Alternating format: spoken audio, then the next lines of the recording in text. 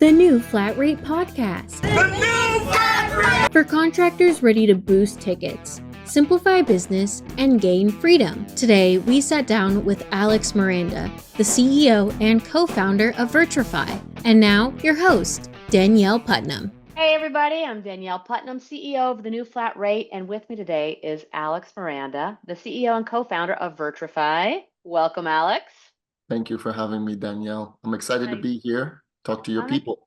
I'm excited to have you. So we got introduced by a really good, actually a great mutual friend of mine and yours, Dr. Frank Corbo. He's been a mentor and friend of ours here for, since we started the new Flat Rate, and so 14 years, I guess.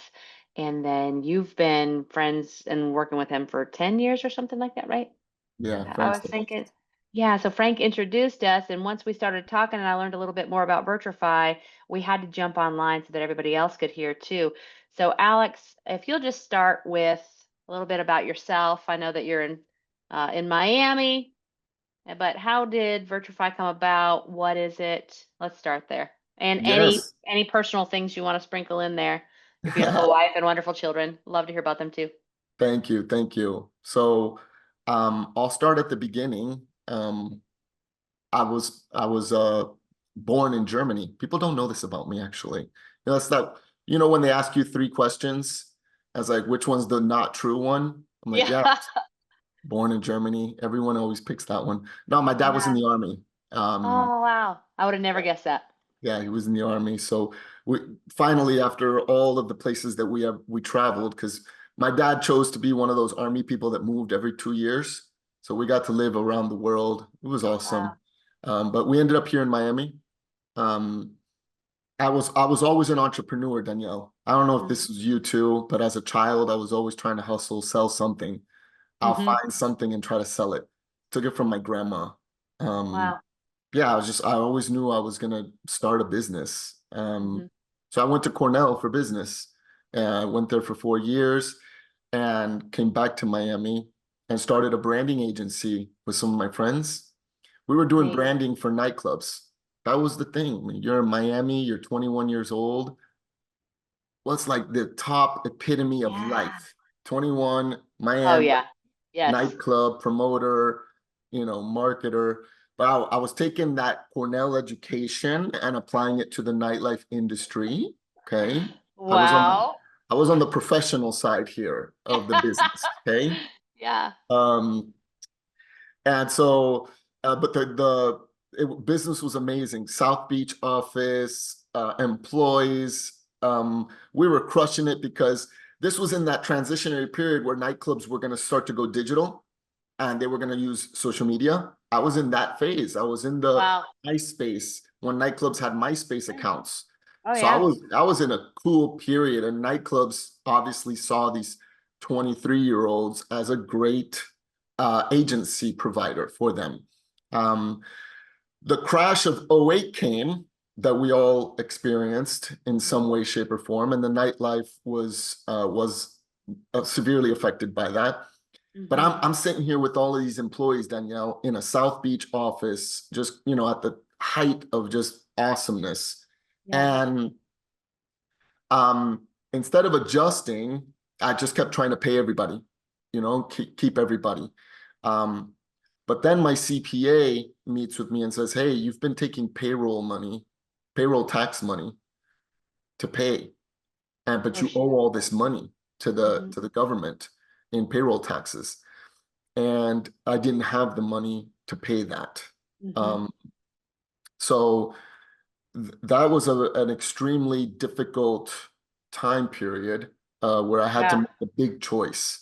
Was I going to let everybody go? How was I going to pay that money back? It was a lot. It was a lot of money. Think about it. I had like 14 employees. It's just a lot. And this is when my CPA changed my life. CPAs are so good. They're so good. They care. CPAs really do care. I'm glad that you said that. Like, I love my CPA. They're not the enemy, okay? They're not the enemy. They're simply the messenger. Yes. All right. The CPA is your friend. So anyway, this CPA tells me in 2008 that I can hire people internationally at a fraction of payroll here, and I didn't have to pay payroll taxes, and I didn't have to pay health insurance, and I didn't have to blah blah blah, all that stuff. And I could downsize my office, and he's just consulting me because I'm going through it. You know what I'm saying? So CPA, they got to come by sometimes when entrepreneurs go through it. Yes. So he sheds this light on this new way of doing business, which is using international employees to run your business. Mm-hmm. And I took that leap of faith. I was not trusted by anyone in my office at all, because you were getting graphic designers from halfway around the world to do designs for nightclubs here in the US. All right. Yeah. But we found this amazing designer, and you would not know the difference. Like, it just doesn't, there's no difference. But he was $5 an hour, and my guy here was 25. Come on, man. Right. What are you gonna do? I know. So I started to let all of those positions, graphic design, web development, all that stuff that was more like project-based, it wasn't client-facing work, I started to get rid of, and I made the adjustment. I was able to save my company, and we were actually able to keep on going with a skeleton crew here in the US that was more client-facing. So we're talking about account managers and salespeople, and then myself and my partner. But everybody else, international. So profitability went up, and I was eventually able to pay all that payroll tax back, move into a place, a downgrade from South Beach. I really began ushering a new way of doing business. Very different from what I had learned at Cornell. With physical employees and all that. This was uncharted territory. This wasn't taught in 1999 when I'm in college, right? I'm paving the way of something new that was happening around the globe. In certain pockets of industries, especially marketing companies, we were kind of, I think, the first ones to really say, whoa, I can have people somewhere else do my websites and my graphic design. And that led me to really redo my business. Project management has to be on another level. Your sales have to be, the way you structure everything, all the softwares you bring in, communication tools. This was when we had Skype. This was before like Google Meet, Zoom. You still had to talk to these people, right? Yeah. So email. I'm like reliving through you right now. I'm like, yep, I file remember all these transfers things. were with there were so many file transfer companies that existed back then. And then Google Drive comes up, and like, oh my God, the best thing in the world. So that taught me that, Danielle. And at some point, my clients started asking me, how are you doing this? I want to do this too. Do you have someone for me? And I said, hey, you know what? Yeah, one of the girls had a college buddy who wanted a job. She lived in South America. And so I'm like, here, take this girl. She has a friend who needs a job. Boom, start using it. It was a massive failure, Danielle, massively. Because I had already been using virtual team members, so I already knew how to operate and run them. I already knew how to train them. This guy, when I handed her this girl, had no idea what to do, no idea how to manage, track KPIs. Is she working? Is she not working? And I said to myself, you know what? If there's something here, there's an opportunity here. I know something that other entrepreneurs don't know, which is how to build a virtual team and how to run them for profitability for my business. That was the start of a virtual staffing agency where I have boots on the ground in South America that can recruit. They can go to the universities and go to job fairs. So we build a big database over there. And then over here, I would go into companies. They were really my clients, because they'll do their branding with me and then they would shift over to staffing with my other company. And I get to go in and teach them the softwares that you need, the KPIs Right. that you have to be tracking, the tasks that should be sort of rearranged between people Mm-hmm. so that you get the 40 hours out of this employee. And it's been so much fun to be able to do that since 2018, to work in all types of industries, healthcare, charter schools, law offices, other marketing agencies. I started to teach other marketing agencies what I was doing, right? Because a lot Yeah. of them didn't know this. Um, Mm-hmm. and it's been awesome. This is one of those amazing win-win-win businesses, Danielle, because if you really think about it, think about it like a lawyer. When they sell their services, it's a win-lose service because I'm losing money to pay a lawyer to defend me or do whatever. It's a win-lose. Mm-hmm. In this particular case, the client wins because they're paying less for an employee. The Yeah. employee wins because they're making more money than they would in their country. Mm-hmm. And I win because I'm the service provider in the middle that gets to enjoy both a client saving money and an employee making more money. There's no lose in this. It's a Yeah. win-win-win on all types of levels. So really beautiful, awesome business to be in. For myself, it feels amazing. I bet And you it know does. what? My clients feel good too. Mm-hmm. Like, this isn't a charity case. It's not like you're giving money to a poor person in another country and supporting some kid with food. This isn't that case. These are Yeah. professionals. They graduated the same level of colleges that we have here. Yeah. Okay, they graduate accounting, they graduate Mm-hmm. in marketing, HR, operations. Some of them have master's degrees. It's just the job market over there is different than the job market here, and the cost of living over there is different than here. And if you can figure it out how to make it work Mm-hmm. in your company, um, you can increase your profitability, and I argue increase your efficiency as well.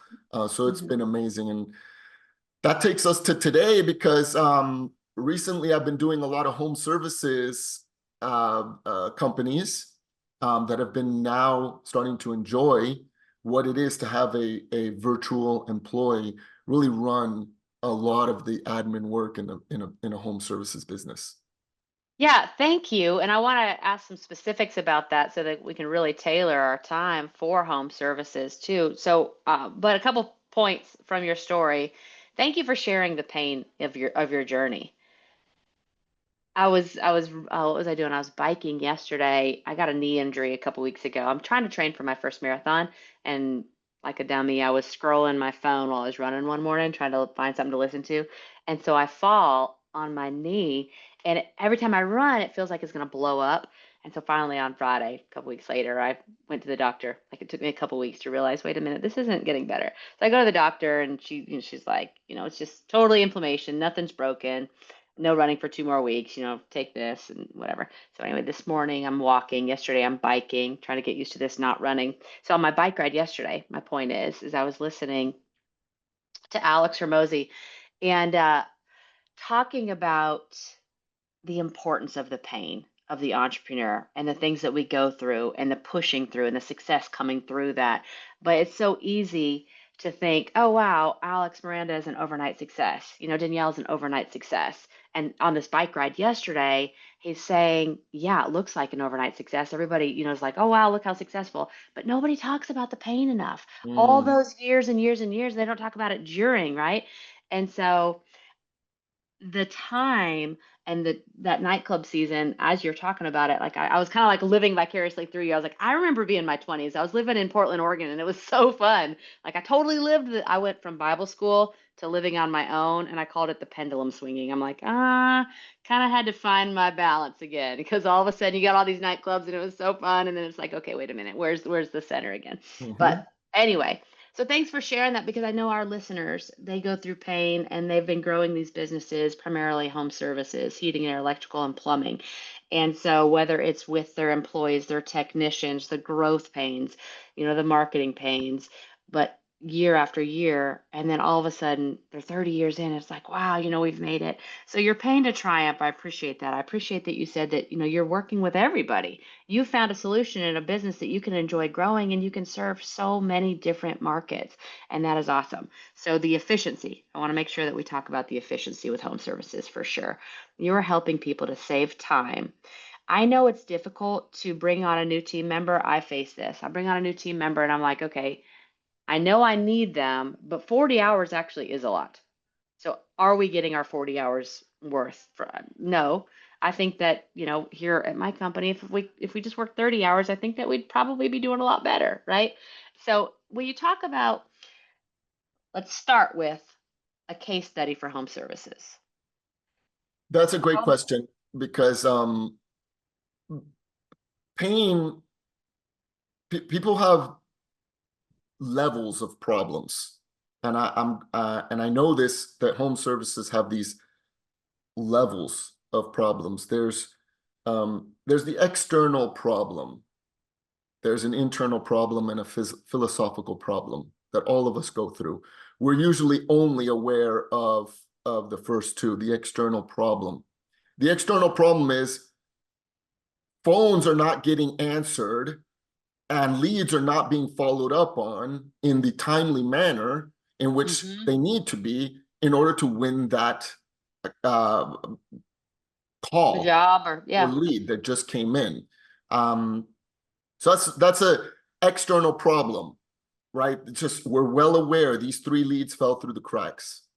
And that's very frustrating, especially if you're paying money for Google Ads.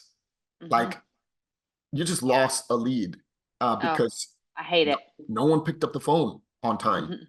And they're going to go to the next person. I don't got to teach your people that. They're just going to go to the next one. He who answers first wins, period, end of story. Then there's an internal problem that happens for all of us entrepreneurs, which is that the bills aren't going to get paid.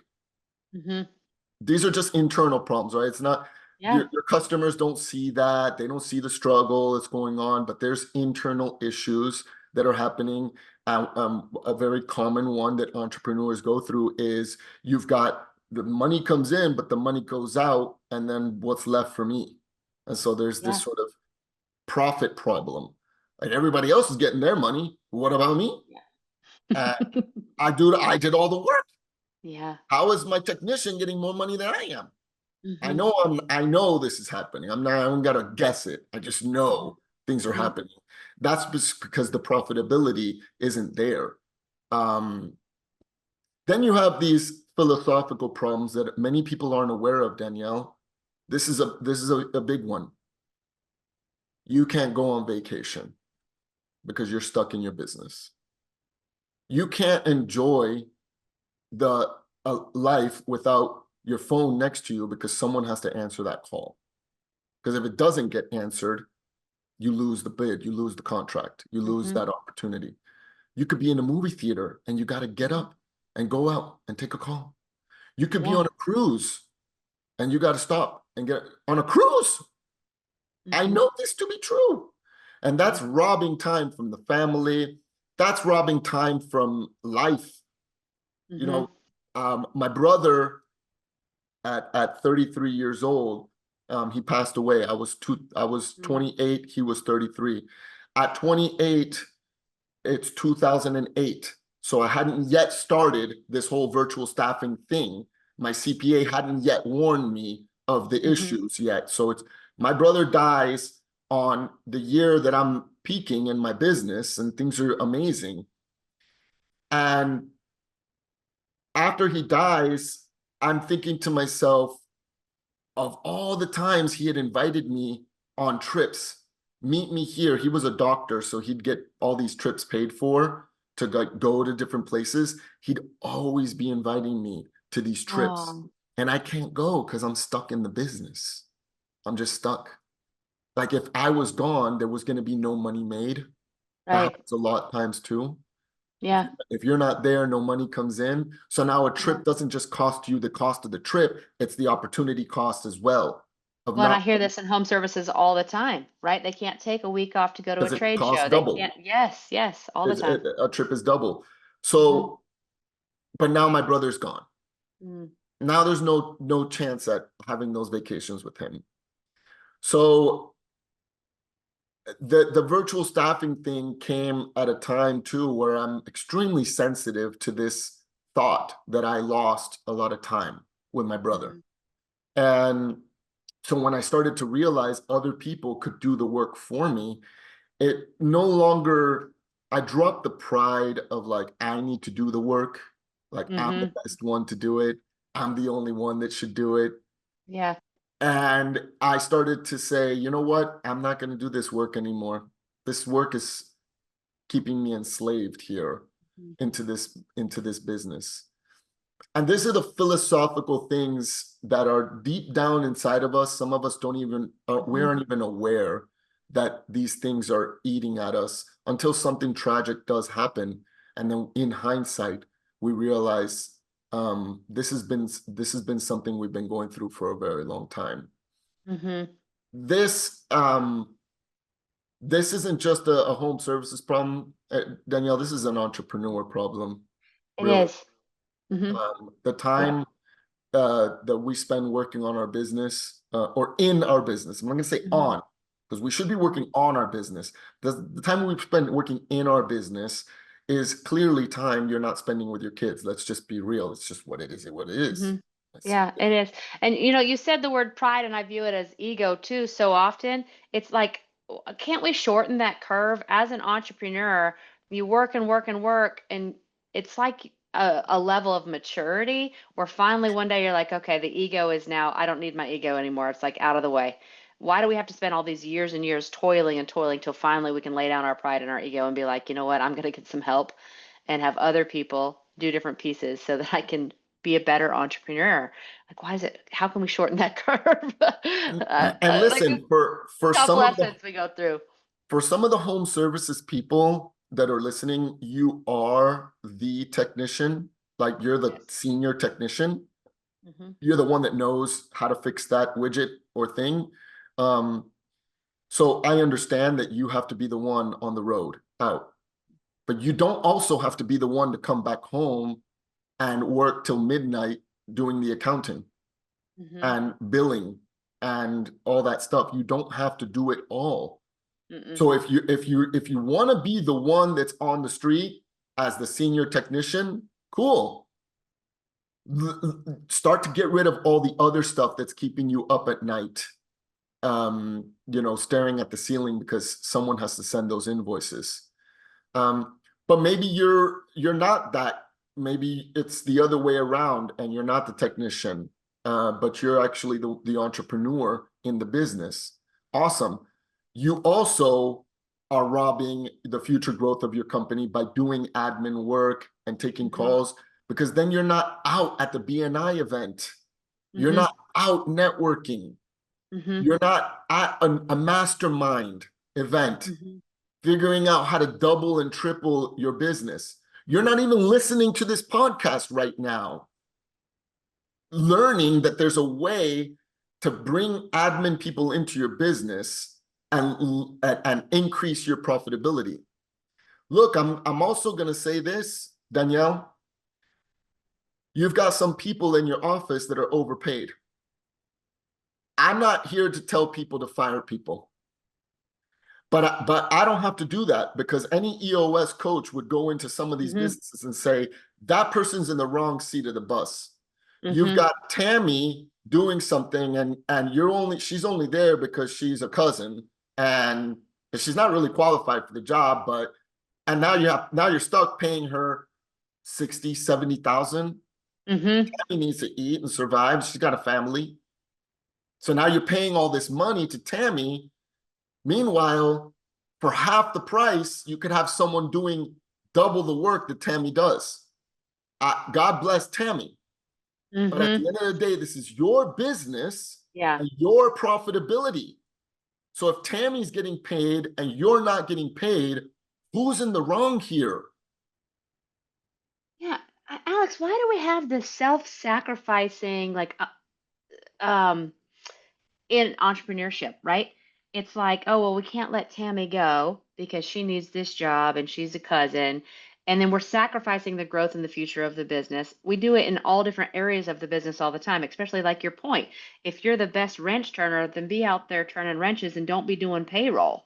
Like, why do we keep doing this? Why do we self sabotage and keep, you know what it is? We're keeping our businesses small. It's like we want to grow, we want that freedom in the future, and we want it to be bigger. We want life to be easier, but we're doing the daily tasks that are keeping it small and keeping us bottlenecked at these levels. Why? I'll tell you why. Because for home services people, it's Tammy. For me, it was those 14 people that I had in my office that I partied with. These are my friends. Yeah. These are people that I learned to love. They were, right here. We did life together. We went to church together. Mm-hmm. We got baptized together, some of these people. Cool. But here's what it comes down to. All right. There's pride and ego in there mixed in. Mm-hmm. Because if you let someone go, what does that look like to your business? Mm-hmm. To other people, it looks like your business is failing. Yes, it does. This is what it looks like. I didn't want to let them go because they would then go off and tell other people, oh, Alex's business is going down. They didn't know that I was replacing them with more efficient people. But what was going to be on the street? The word on the street was going to be that Alex's business was failing and was going down. We see a decrease in human people as some kind of like bad omen or some kind of sign that our business is not doing well. Yeah. There's also families stuff. There's drama. There's things that happen in companies. A lot of the people, look, I'm gonna go off and say some of these people, Tammy is your wife. Oh yeah. And I get it. I get it. Keeping the family. I'm all about. Like, I want my kids to work in my company too. Like I'm all about everybody working in the business. And if money's gonna go somewhere, let it come to my family. I'm all about it. Awesome. But now it's you and your wife suffering together. I'm literally talking about I already know some of the people, the home services that I work with. Wife is the one taking the calls. Husband's out on the street. You're definitely never going on vacations. Absolutely never, ever, ever, ever. Like, and if you are, you're not present on that vacation. There has to be a plan to say, my wife is going to step out of this. Now put my wife out at the BNI events. She's pretty. Yeah. Female energy is the best energy for business. Yeah. She should be out meeting with property managers, with commercial real estate brokers. She's the one that needs to be out there. And get her off the phones, get her out of payroll, get her off the admin stuff. That stresses the heck out of her. Then she brings that stress home. How's she supposed to lead the home and make you the king of the house when her mind is just filled with all the overwhelm at work? There has to be a plan to replace these people, but everyone knows replacing them with here in the US workers is damn near impossible.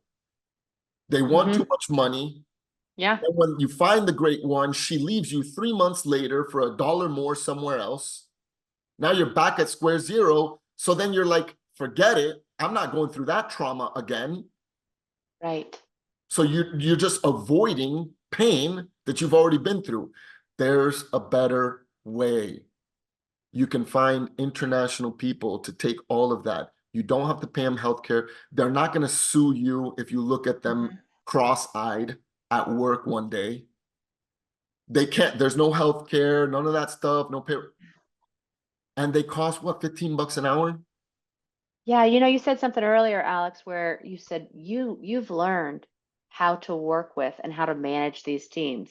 And then others don't know how to. And that's exactly right. And so because we don't know how to, it's like a fear and it's a wall that we never get over of how could I be more efficient on my team? How could I outsource more? How could I have a virtual assistant? How could I do these different things? Well, we don't, to your point, because we don't know how. We don't know how. So And so it takes a you guide. figured it out. It It takes a does. guide to take you on that journey. And I'm that guide. My company is that guide.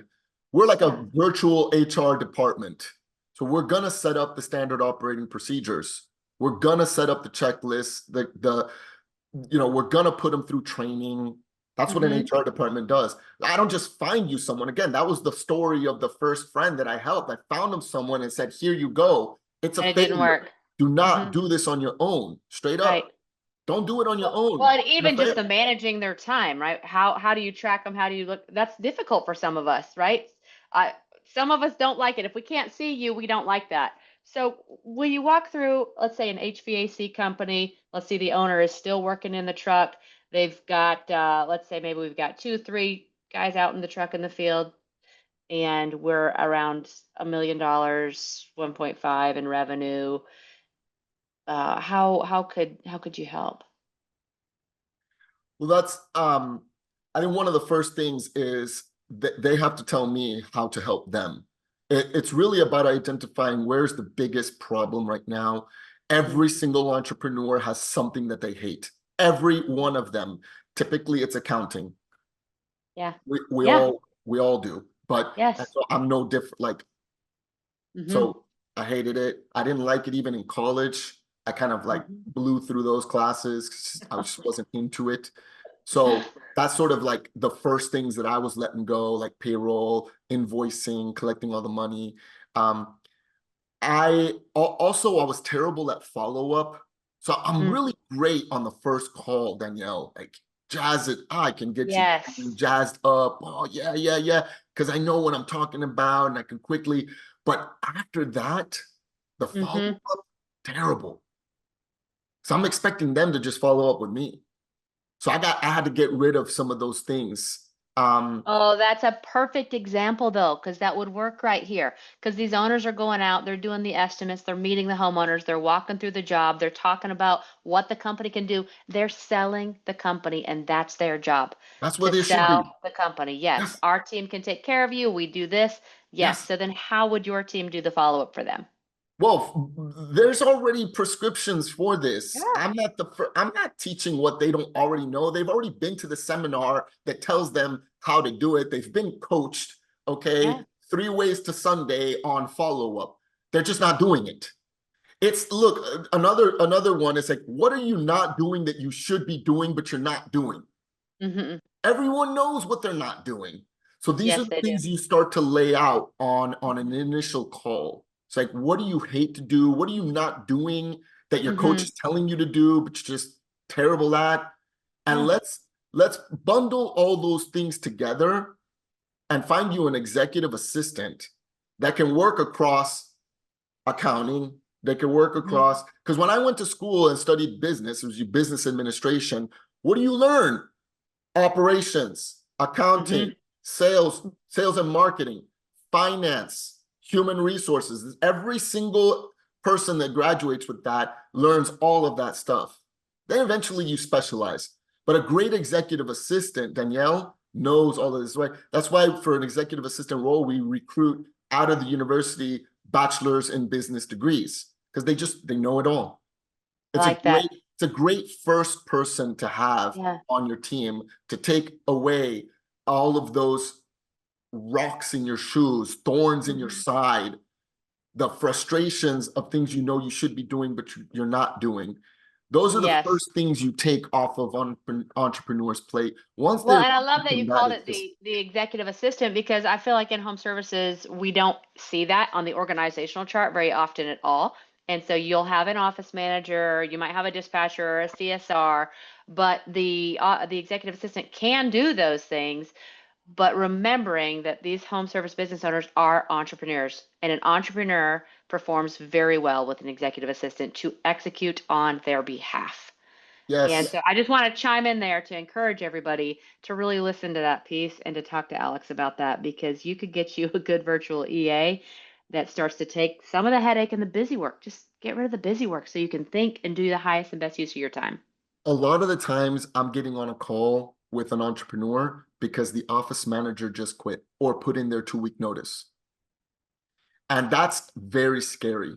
Mm-hmm. When your office manager is the only one that knows everything because Mm-hmm. processes aren't documented, everything's in her head. She's leaving in 2 weeks. Now you got to get back onto Indeed.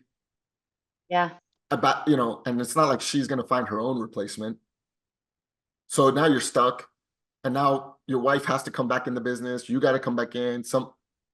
These are moments, but I believe in James chapter 1, where you take these trials and tribulations and you actually count them as joy. Because trials for an entrepreneur are meant to elevate us to another level. So when she quits, a good Christian entrepreneur doesn't buckle in anxiety and fear. A good Christian entrepreneur says, this is here for a reason. And I believe one of the reasons is because something has to shift in the business. Something has to change. And what could have destroyed your business could actually be the very thing that propels the business to a whole new level, because no client has ever come back to me and said, I hated this move. I'm never doing this again. Zero. And I've been doing this since 2018. All of them say, how come I wasn't doing this sooner? All of them. Once you discover how to use international workers to run your business, you never look back. In fact, your brain starts going crazy on how you can do it more and more. I love that. There's a book called Prison to Praise. I want to tell you, it's like from the 70s. I want to tell you who the author is, but I can't see it in my head. But this year, I've been doing it more than I think ever before. Thank you, Lord, that we just lost that customer. Because now all of a sudden we can sit here and say, what were we supposed to learn? What do we need to fix? What wasn't working well? There's something, there's a hole. Thank you, Lord, that right now we can find that hole and we can grow. That these are opportunities for growth and strength building and making our businesses and our teams better. I Yeah. totally agree with you there. So I'm excited. I'm excited for everybody on the call that will take the risk to talk to you about what you could actually do with your teams to help their companies. Because And I didn't even mention this. They're go ahead. bilingual. Danielle, We need that. a lot of these HVAC people, any home services, you're in a community where a lot of Spanish speaking people have come in to that community. It's the biggest demographic. I'm not talking about illegal immigrants. I'm talking about Yeah. normal people that have come over here to the United States legally, Yeah. and towns are growing in that capacity. Are you equipped with a bilingual person to be able to take those calls? So many aren't. And you're right. But also, a lot of the teams and technicians are bilingual. And so having somebody that can communicate with them very well and That's good. clearly That's on your good. behalf, it's important, right? Because some of us entrepreneurs aren't bilingual. That's So good. we need to have clear communication on our teams. I know we could talk all day. How can people reach out to you? What can they do to find out how they can get some help?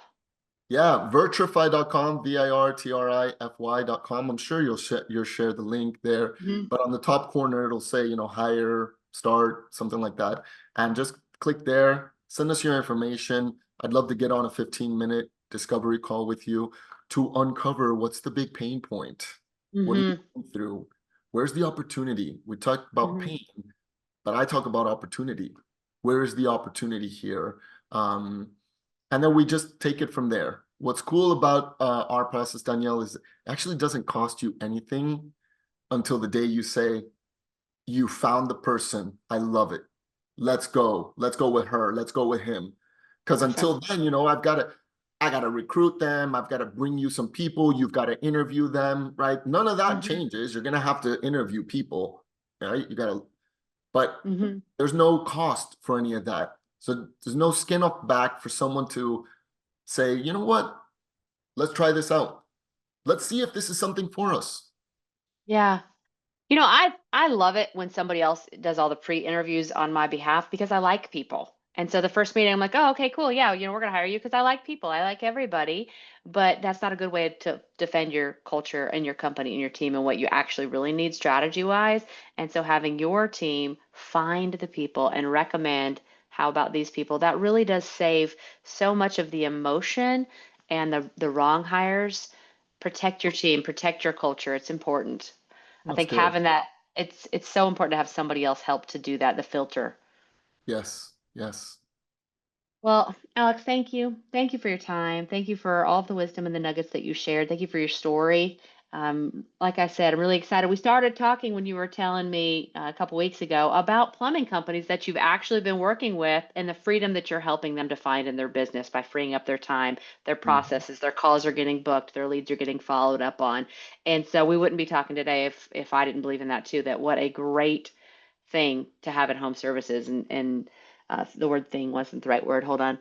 What a great tool. What a great resource Alex is and Virtrify. So thank you so much for everything that you shared today. I'll definitely have all the links in the show notes. Reach out to Alex, you guys. Alex, any last wisdom, parting words?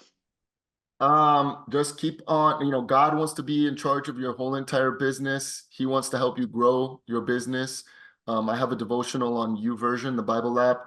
Grow your business God's way. Just keep God first. Yeah, we need that. Thank you. Thanks, Alex. If you want to learn more about the new flat rate, go to thenewflatrate.com. If you want to learn more about Virtrify, go to virtrify.com.